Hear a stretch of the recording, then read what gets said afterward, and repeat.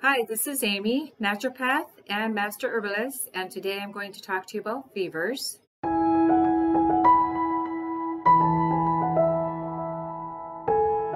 Whether it's in children or adults, fevers can be serious, and they are a symptom showing that there's a problem.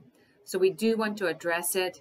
We do not want the fever to go above 104, and you want to make sure that we take care of this problem. So when the body is having a fever, it is trying to kill off the pathogens in the body. So you want to help with that. Most of the time when we get sick, it's a flu, which is usually a virus. So you want to take something to help get rid of the virus. A good formula for viruses is this LDM. LDM is short for Lomatium dissectum. It's a very strong herb as a antibacterial, antiviral, antifungal. It works excellent for viruses, and until 2020, well, actually 2019 is when the COVID started coming in, and this one didn't work as well. But this would be a good one in general to take if you have a virus.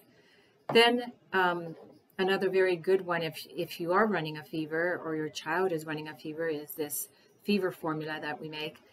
And this one, I gotta tell you the story about this. So when we had our two oldest sons, the oldest was 2.5 roughly, and the youngest one was close to 1. So then the oldest must have been 3.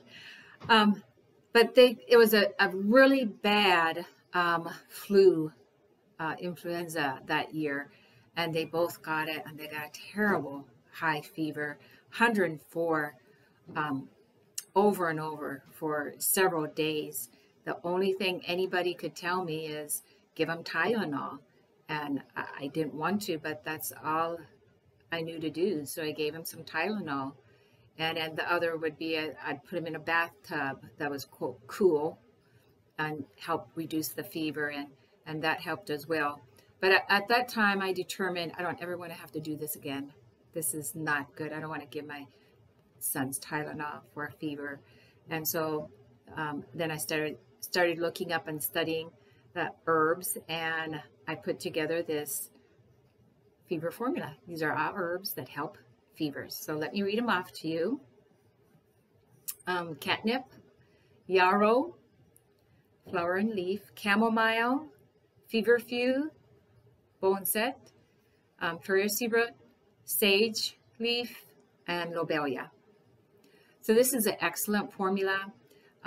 After that time, whenever my children got a fever, I would always give them this, and it worked 100% of the time to reduce that fever. Now, the idea is not necessarily to reduce a fever just for getting rid of the fever. The idea is to get rid of what's causing the fever, but also help relieve the symptoms of, having a high fever. You do not want, there can be some damages done if you have a high fever for a long period of time. So if you have just 101, 102, it's okay. Just allow the body to heal and to get rid of the pathogens. But if you do have, or your child has a high fever, 104 or higher, then you do want to do something about it. So these are excellent herbs. The combination is really good, like catnip. Catnip also helps with pain. So it helps to reduce the pain that comes when you have a fever and sickness. So then people can sleep a little bit better. I've had some customers mention that they really like that part of it because it reduces their pain. And then the furacea root is very good for the lungs. And lobelia, which is in there, is an adaptogen, which means that it will adapt to whatever the body needs. See, these herbs are amazing. They're just wonderful. God's creation is always wonderful and much better than man-made. And so the lobelia will adapt to your body for what it needs. So anyway, that is what you can take for a fever. Other things that you can do is put your child or yourself in a cool bath. You can sponge off to help reduce the fever if you want. A good thing to do is another method that is used by alternatives and mainly herbalists is to do like a sweat bath. And I'm sure some of you have heard of like the sweat lodges and so forth. And there are people groups who have used that, having a sweat lodge. And when you're sick, you go to the sweat lodge and you basically sweat it out. Now, I remember a time when I was in college and I had this kind of mindset, you know, and I was on the volleyball team there. And so when I was sick, I still went to the volleyball practice because I enjoyed doing it. And so I sweat a lot and I ended up feeling good and getting rid of that. Then another time when I got sick, I thought, well, you know, I'm just going to sweat this off. So I would run up and down the stairs in the dormitory and you know, work a good sweat up. But then that time it didn't work. I was a little bit too worn out and it didn't quite do the job. But sweating without having to exercise sometimes is better when you have a fever.